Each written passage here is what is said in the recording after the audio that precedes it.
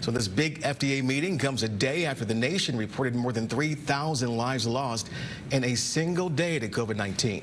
CBS reporter Skyler Henry joins us live now from FDA headquarters in Silver Spring, Maryland. Skyler.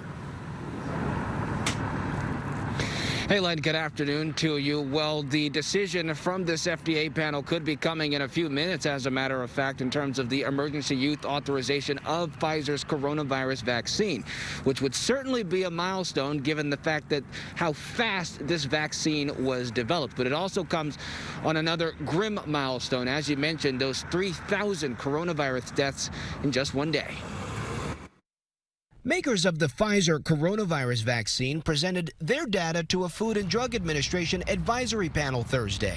As you can see, observed efficacy was high, regardless of age, and consistent with overall results. The virtual meeting of independent experts is being held to review the vaccine's safety and effectiveness. It's a key step before the FDA approves the shot for emergency use. The American public demands and deserves a rigorous, comprehensive, and independent review of the data. The FDA meeting comes as two people who received the vaccine in the UK experienced reactions. Both had a history of severe allergies and both recovered. We're working very closely with our UK partners to understand what went on with respect to those allergic reactions. Once approved, the first vaccinations in the U.S. could start in just days, but that wouldn't be soon enough.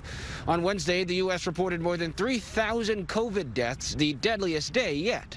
The surge is overwhelming hospitals. Providence St. Mary Hospital in California set up a tent outside to triage arriving patients, while the lobby is now an inpatient COVID unit. I know today that we have 60 patients holding in our emergency department that are waiting for beds inside the hospital. Nationwide, COVID hospitalizations are at their highest levels ever, up nearly 80% in the last month. And Skyler, if a vaccine is approved, a couple of questions. How long before we start seeing it rolled out? And how are cities getting ready for this? Yeah, well, the first question, if the FDA decides to go ahead and approve this, whether it's today or tomorrow, then it would actually start seeing doses start to be shipped out across the country as early as in tomorrow or in terms of the weekend, in terms of making sure that the first wave of doses are sent out across the country. We know that cities and states across the country as well are also preparing.